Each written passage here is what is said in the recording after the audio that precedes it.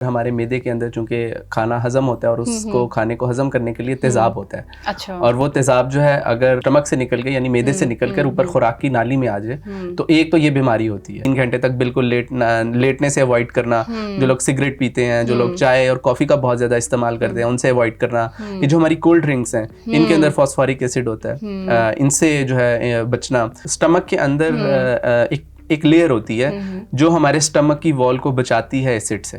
बिल्कुल जैसे ये दीवार पे पेंट हुआ होता है ना कि उसको बाहर की चीज़ों से बचाया जाए और उसको नमी से और इन चीज़ों, इसी तरह हमारे स्टमक की वॉल पे इस पेंट की तरह की एक लेयर होती है। अच्छा। ये जो स्टीरॉइड्स हैं ये उस लेयर को जाके डैमेज करते हैं। अस्सलामुअलैकुम अवाम, वेलकम। आप देख रहे हैं हेल्थ केयर विद आगाशा खान। मैदे की तेजाबियत यानी कि एसिडिटी और इंडाइजेशन यानी कि बदहज़मी का शिकार हो जाना, हर दूसरा तीसरा बंदा इस मसले का से दो चार है। इसी सिलसिले में बात करने के लिए हमने आज स्टूडियो में जिन गेस्ट को इनवाइट किया है वो हैं डॉक्टर अहमद बिलाल, जो कि इलामा इकबाल मेडिकल कॉलेज में एज अ लेक्चरर जो है परफॉर्म कर रहे हैं, सर्विसेज अपने सर अंजाम दे रहे हैं। आइए उनसे बात करते हैं और जानते हैं कि ये स्टमक प्रॉब्लम्स और क्या क्या हैं और इनकी क्या वजूहात है और हम किस तरीके से इसको डील कर सकते हैं। अस्सलाम वालेकुम sir, thank you so much अपने इतने कीमती वक्त का। सर कैसे हैं आप? मैं बिल्कुल ठीक। मैदे की तेजाबियत, जलन हो जाना या स्टमक पेन होना, अक्सर हमें लोगों को जो है वो दर्द की बड़ी शिकायत हो रही है कि यहाँ पे तकलीफ़ हो रही है, मैदे में ना तकलीफ़ हो रही है। तो इसकी क्या वजूहात हैं, ऐसा होता क्यों है? हमें सबसे पहले तो ये बताइएगा। देखें, जो मैदे की जो बहुत कॉमन, आपने जैसे कहा कि आजकल बहुत कॉमन है बीमारियां, तो उनको हम बुनियादी तौर पर 2 बड़ी कैटेगरीज पे डिवाइड करते हैं। अच्छा। एक तो मैदे की बीमारी वो है कि जिसके अंदर हमारे मैदे के अंदर चूंकि खाना हजम होता है और उसको खाने को हजम करने के लिए तेजाब होता है। अच्छा। और वो तेजाब जो है अगर स्टमक से निकल के यानी मैदे से निकल कर ऊपर खुराक की नाली में आ जाए तो एक तो ये बीमारी होती है। ठीक है। और दूसरी बीमारी ये होती है कि अगर ज़्यादा तेजाबियत की वजह से स्टमक के अंदर अल्सर्स बन जाएं या जख्म बन जाएं, तो ये 2 तरह की बीमारियां जो आमतौर पर स्टमक के ज़्यादा कॉमन सिम्टम्स प्रोड्यूस करती हैं। एक को कहते हैं गर्ड और एक को कहते हैं पेप्टिक अल्सर डिजीज़। ये दोनों बीमारियां असल में ये जो आपने सारे सिम्टम्स बताए हैं हमारी पॉपुलेशन के अंदर इनको प्रोड्यूस करती हैं। तो पता कैसे चलेगा कि ये डायरिया है या कोई स्टमक की वजह से ये इशू हो रहे हैं? देखिए, आमतौर पर जो मैदे की बीमारियां होती हैं उनकी अलामात 3-4 जो कॉमन है उनमें से सबसे पहले जो है वो तो सीने में जलन का होना। खासतौर पर जो मैंने आपको पहले बीमारी बताई कि जिसके अंदर मैदे से तेजाब निकलकर ऊपर खुराक की नाली में आ जाता है, तो इसमें सीने में जलन होना खाने के बाद भी हो सकती है, खाली पेट भी हो सकती है। अच्छा। इसके अलावा खाने के बाद पेट में दर्द होना, ये भी एक अलामत है। इसके अलावा बार बार गला ख़राब होना, क्योंकि अगर आपको तेजाबियत का इशू है तो वो तेजाब जो है वो आपके स्टमक से निकल के बार बार आपके गले में जाएगा और उसकी वजह से आपके मुंह के अंदर और आपके गले के अंदर अक्सर सोजिश रहेगी। अच्छा। तो ये वो कॉमन अलामत हैं। इसके अलावा भूख का ना लगना, इसके अलावा हर वक्त दिल ख़राब होना, तो ये वो सारी अलामत हैं जो कि मैदे की बीमारियों की तरफ निशानदेही करती हैं कि ये बीमारी मैदे की है। अच्छा, और इसकी क्या वजूहात हो सकती हैं? क्या हमारा लाइफस्टाइल कुछ इस तरह से है या कोई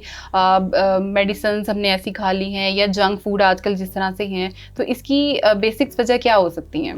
देखें, जहाँ तक बात है वजूहात या रिस्क फैक्टर्स कह लें, उनमें सबसे अहम जो हमारी खाने पीने की आदत होती हैं वो सबसे ज़्यादा रोल तो उनका है। अच्छा। खास तौर पर एक वक्त में बहुत ज़्यादा खा लेना, नॉर्मल अमाउंट्स, क्योंकि हमारे स्टमक की एक कैपेसिटी है। अच्छा। आप उस कैपेसिटी से ज़्यादा जब आप खाते हो तो उसकी वजह से जो आपके खाने का वो जो खाना होता है वो स्टमक को इतना ज़्यादा फिल कर देता है कि वो जो उसका तेजाब होता है वो सारा का सारा ऊपर खुराक की नाली की तरफ आ जाता है। अच्छा। एक ये वजह हो सकती है। इसके अलावा हम चूंकि पाकिस्तान, इंडिया, बांग्लादेश के जो लोग हैं हम बहुत मिर्ची खाने खाते हैं, स्पाइसी खाते हैं, तो ये जो स्पाइसेस हैं और खट्टी चीज़ें हैं बहुत ज़्यादा, इनकी वजह से भी एसिडिटी की जो है वो ज़्यादा होती है। अच्छा। फिर बहुत सारे लोग हैं जो बहुत लंबे अरसे के लिए कुछ दवाइयाँ खाते हैं, जैसे स्टीरॉइड्स हैं, जैसे दर्द की कुछ अद्वियात हैं, जो लंबे अरसे के लिए आप अद्वियात खाते हैं उसकी वजह से भी जो है ये स्टमक के इश्यूज हो सकते हैं।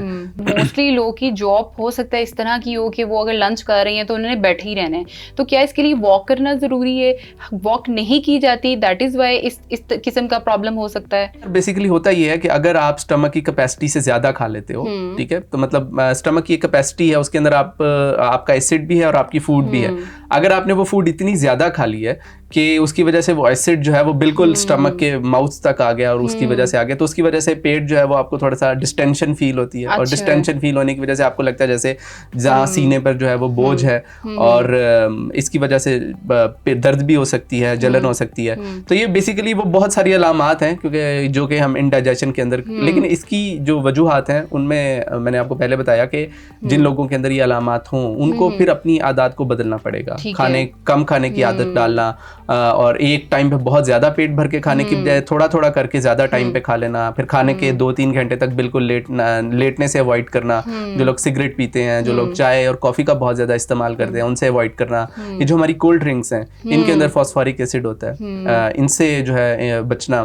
तो क्या ये हाइपरटेंशन, बीपी और शुगर वगैरह के लिए भी कर सकते हैं मसला क्रिएट, या फिर जो ऑलरेडी पेशेंट जो हैं वो हाइपरटेंशन यानी उनको है और इसके अलावा डायबिटिक हैं, तो उनके लिए अगर ये मसले अगर हैं तो क्या उनकी भी ये डिसीजेज जो हैं ये प्रोलॉन्ग्ड हो सकती हैं? देखिए डायरेक्ट लिंक एज सच तो नहीं है। अच्छा, लेकिन ये जो बीमारियां आपने की हैं जैसे डायबिटीज है, अब डायबिटीज की अपनी कॉम्प्लिकेशंस में भी एक स्टमक का इशू है। मतलब डायबिटीज को अगर आप कंट्रोल नहीं करते तो उसकी वजह से भी जो है वो गैस्ट्रोपैथी है, जिसे हम कहते हैं कि डायबिटिक गैस्ट्रोपैथी, यानी डायबिटीज की वजह से भी स्टमक के इशू स्टार्ट हो सकते हैं। तो यकीनन ये आप एक दूसरे से लिंक जरूर है, लेकिन एज सच हम इन्हें ये नहीं कह सकते कि डायरेक्टली कॉज एक दूसरे को कर रहे हैं। आमतौर पर ये समझाया जाता है कि स्टमक को हेल्दी रखने के लिए सिर्फ जरूरी ये है कि आप उसे खाली रखें।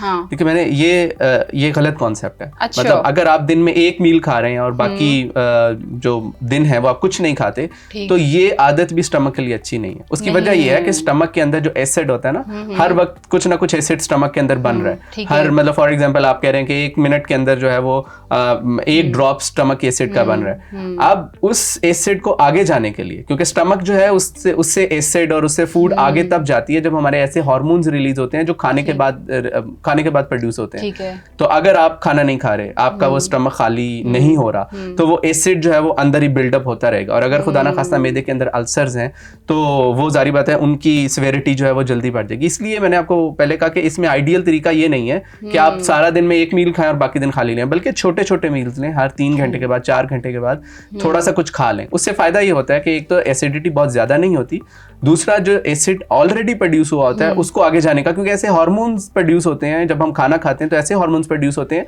जो स्टमक का जो मुंह है उसको खोलते हैं, जिससे स्टमक से फूड आगे जो है वो आंतों की तरफ जाती है। स्टीरॉइड्स आजकल हर चीज़ में इस्तेमाल हो रहा है। अगर हम मुर्गी की बात करें तो मुर्गी के गोश्त में भी है, और फिर अंडों में भी, और खाद्य आजकल जो हैं वो जल्दी से बढ़ जाएं उसके लिए स्टीरॉइड का इस्तेमाल बड़ा ज़्यादा होता है। तो क्या ये भी एसिडिटी और स्टमक इश्यूज़ का वजह बन सकती है? स्टमक के अंदर एक लेयर होती है जो हमारे स्टमक की वॉल को बचाती है एसिड से। बिल्कुल अच्छा। जैसे ये दीवार पे पेंट हुआ होता है ना कि उसको बाहर की चीजों से बचाया जाए और उसको नमी से और इन चीजों, इसी तरह हमारे स्टमक की वॉल पे इस पेंट की तरह की एक लेयर होती है। अच्छा। ये जो स्टीरॉइड्स हैं ये उस लेयर को जाके डैमेज करते हैं। अच्छा। और उस लेयर के डैमेज होने की वजह से, जब जारी बात है स्टमक की वो लेयर डैमेज हो जाएगी, तो उसकी वजह से एसिड जो है वो नीचे स्टमक की वॉल को जो है वो वहां पे सोजिश कर देगा, वहां पे अल्सर्स बना देगा। तो ये जो स्टीरॉइड हैं, चाहे वो दवाइयों की फॉर्म में हो या जिस तरह बॉडी बिल्डर्स हैं वो स्टीरॉइड लेते हैं, किसी भी फॉर्म में जब आप स्टीरॉइड्स लेते हो तो उसके नतीजे में अगर आप वो लंबे अरसे के लिए लेते रहते हो तो स्टमक में अल्सर्स बन सकते हैं। और मैंने पहले कहा कि वो अल्सर जो है वो कैंसर में भी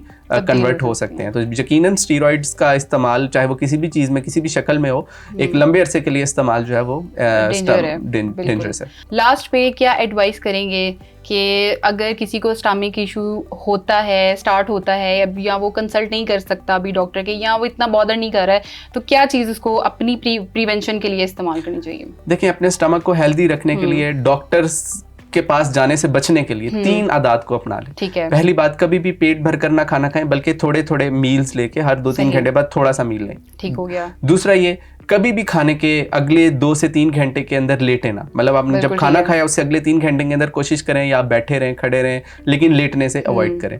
और तीसरी और अहम चीज़ वो ये है कि स्पाइसी फूड्स, चाय, कॉफ़ी, सिगरेट, कोल्ड ड्रिंक्स, इनसे जो है अवॉइड करें और वर्जिश को अपना मामूल बनाएं। अगर आप ये 3 काम करेंगे तो यकीनन आप जो है अपने स्टमक को हेल्दी रख सकते हैं। इसके बावजूद भी अगर आपके सिम्टम्स नहीं होते तो आपको किसी अच्छे से मैदे के स्पेशलिस्ट से ज़रूर मशवरा करना चाहिए। बिल्कुल ठीक है। Thank you so much it was very informative session और मैं उम्मीद करती हूँ कि आप लोगों के लिए भी बहुत ज़्यादा इंफॉर्मेटिव होगा।